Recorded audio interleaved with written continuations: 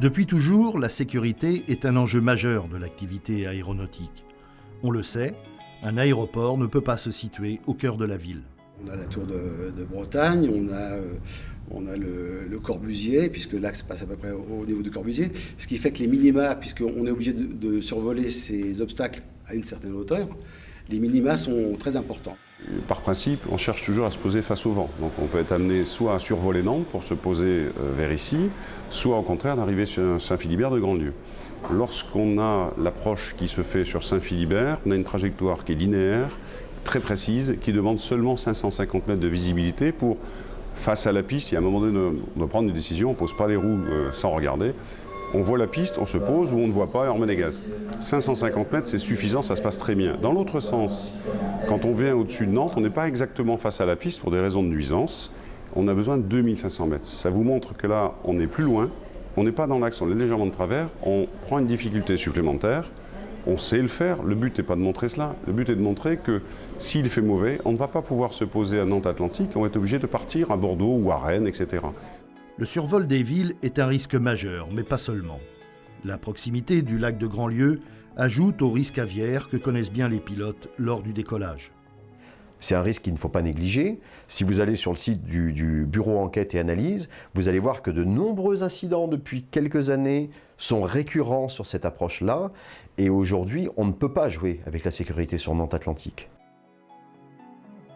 L'aéroport de Notre-Dame-des-Landes sera conçu pour optimiser les conditions de sécurité du décollage et de l'atterrissage des avions.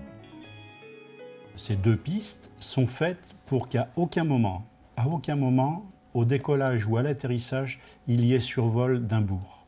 Si on survole des zones très faiblement urbanisées et à l'atterrissage au décollage, déjà que le risque qu'un avion tombe est faible, mais qu'il tombe sur une habitation est encore beaucoup plus faible.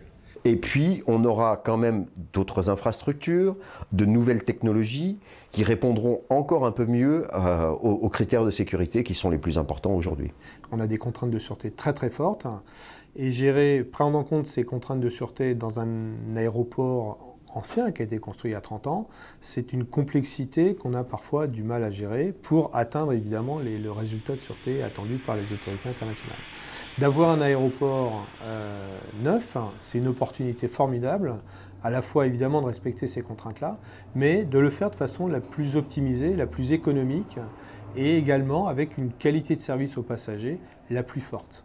Vous aurez des pistes avec des approches de précision, et là ce ne sera pas 550 mètres, on pourra faire des atterrissages tout automatiques, puisque tout aura été calculé en ce sens. Donc on aura, en termes de qualité de service, il ne faut pas oublier que Nantes est au niveau national le deuxième en termes de qualité de service. S'ils veulent rester à ce niveau-là, il va être obligé d'augmenter ses performances et de changer avec des pistes aujourd'hui lui permettant des atterrissages tout le temps. Le passager, il faut l'amener à l'heure et à destination. On essaye partout dans le monde de dégager le survol des centres-villes. Lorsqu'on a l'opportunité de le faire, notamment ici, puisqu'il y avait une zone qui avait été réservée pour ça, pour moi c'est un bon projet. Oui.